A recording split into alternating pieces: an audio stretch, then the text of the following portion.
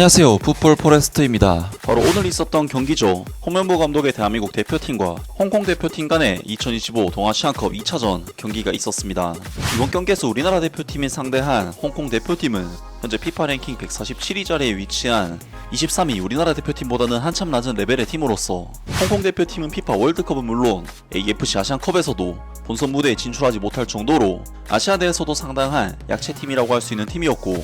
아니나 다를까 홍콩 대표팀은 이번 대회 1차전 사실상 주전급 팀이 아닌 전력으로 대회에 나선 일본 대표팀에게도 1대6으로 완패를 당하는 등 체급 자체가 낮은 팀이기 때문에 이번 경기는 우리나라 대표팀의 압도적인 우세를 점칠 수가 있는 경기였습니다. 또한 우리나라 대표팀은 홍콩 대표팀을 상대로 무려 67년 동안 단 한 번도 패배를 당한 적이 없는 압도적인 상대 전적을 가지고 있는 팀이기 때문에 홈 경기를 치르는 이번 경기는 이기는 것은 대당연하고 대량 득점을 뽑아내야 하는 경기라고 할 수가 있었는데요. 가장 최근에 있었던 대회에서는 일본 대표팀에게 밀려서 우승 트로피를 놓친 상황인 만큼 이번 대회 우승을 위해서라도 반드시 잡아내야 하는 경기라고 할 수가 있었고, 이번 동아시안컵은 정식 A매치로 등록되는 경기는 아니긴 하지만 우리나라 대표팀 입장에서는 대표팀의 유럽파 주축 선수들이 빠졌을 때 다른 선수들을 실전에서 실험해볼 수 있는 거의 유일한 기회이기 때문에 굉장히 중요한 의미를 갖는 대회라고 할 수가 있겠습니다. 그리고 앞서 언급했듯이 일본 대표팀은 이미 홍콩 대표팀을 상대로 5골차 대승을 거뒀기 때문에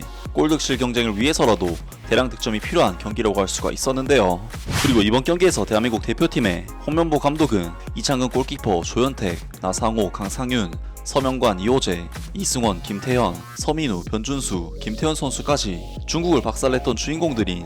이동경, 주민규, 김진규, 문선민 같은 선수들이 모조리 빠지면서 주저급 라인업으로 나섰던 1차전 중국전과는 달리 스쿼드 전체가 완전히 갈아엎어지면서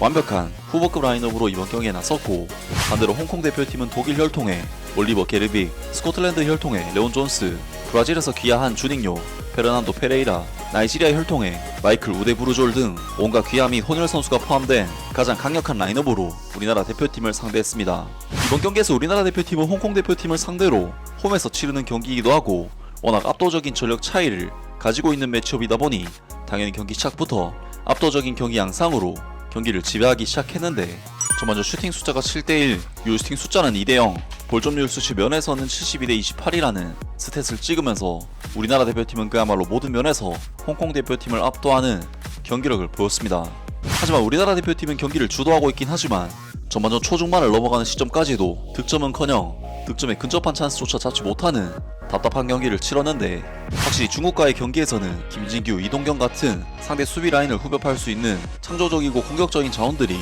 찬스 메이킹을 해냈지만, 이번에 홍명보 감독이 꺼내든 라인업은 사실상 철저하게 실험적인 라인업에 불과했기 때문에 상대 수비를 직접적으로 흔들면서 공간이나 찬스를 만드는 플레이는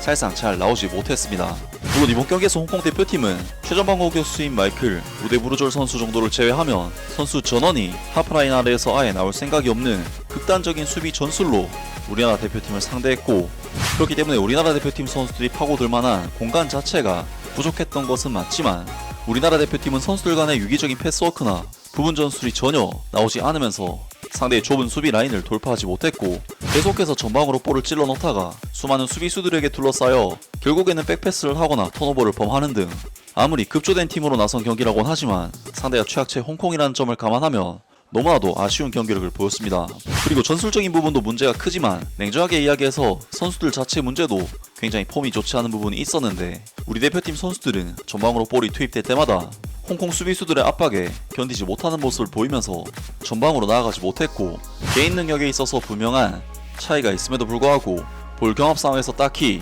우위를 점하지 못하는 아쉬운 폼들을 보였습니다. 물론 이번 경기에서 출전한 우리나라 대표팀 선수들이 유럽파들이 빠진 2군급 대표팀 내에서도 후보급에 속하는 선수들이긴 하지만 아무리 그래도 K리그 내에서 최고로 손꼽히는 선수들이 참여하는 경기인데 이러한 폼과 활약은 너무나도 아쉬운 부분이 컸는데요. 하지만 우리나라 대표팀은 워낙에 중원을 꽉 잡고 있고 볼 소요 시간 자체가 길다 보니 계속해서 전진 패스를 찔러 넣으면서 찬스를 만들어내는데, 전반전 3분 순간적으로 박스한 돌파를 해낸 강상윤 선수가 이호재 선수에게 패스를 내줬지만 수비수의 6탄 방어에 막히고 말았고, 먼저 14분에는 서명관 선수가 크로스를 올린 것을 이호재 선수가 헤더로 마무리를 했지만 골대를 살짝 빗나가고 말았습니다. 그리고 마침내 전반전 26분 우리나라 대표팀은 서민우 선수가 박스 안으로 찔러준 볼을 강상윤 선수가 환상적인 턴 동작에 이은 호쾌한 슈팅으로 마무리를 지으면서 굉장히 안 풀리는 경기 양상이 있었지만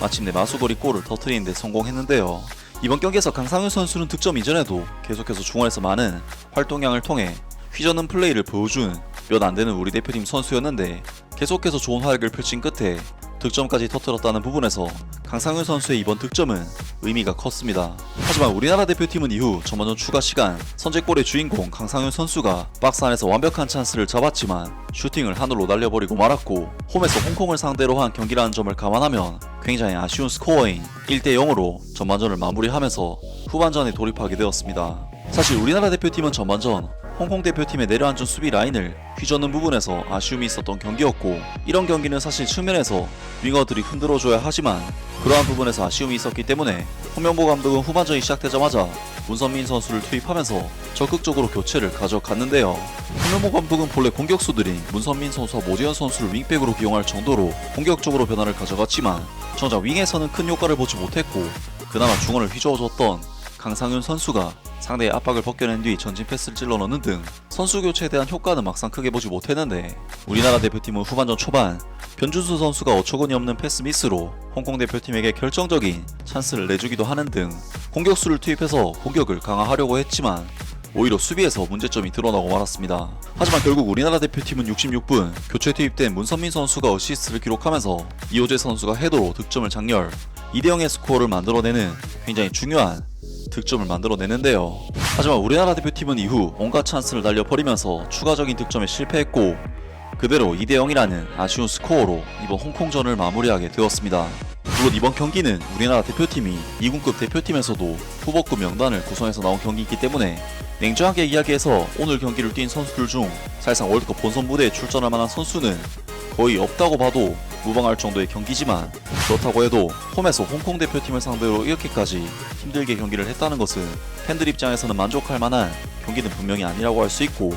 이번 경기 결과로 인해 일본 대표팀과의 골 득실 격차가 상당히 벌어지게 되었기 때문에 이번 동아시안컵 우승 가능성도 사실상 힘들어진 부분이 있다는 점에서 아쉬운 결과가 아닐 수가 없겠습니다. 홍명보 감독으로서는 여러 선수들을 실험해봤기 때문에 이번 경기 결과에 대해서 크게 집중하진 않겠지만, 팬들에게는 경기 내용과 결과가 보여주는 부분이 있기 때문에 비판을 피할 수는 없을 것으로 보이는데요. 우리나라 대표팀이 이번 동아시안컵에서 우승하려면 결국에는 일본에게 직접 승리를 거두는 수밖에 없을 것으로 보입니다. 아무튼 오늘 영상은 여기까지고요. 영상 재밌게 보셨다면 구독과 좋아요 그리고 댓글 부탁드립니다. 감사합니다.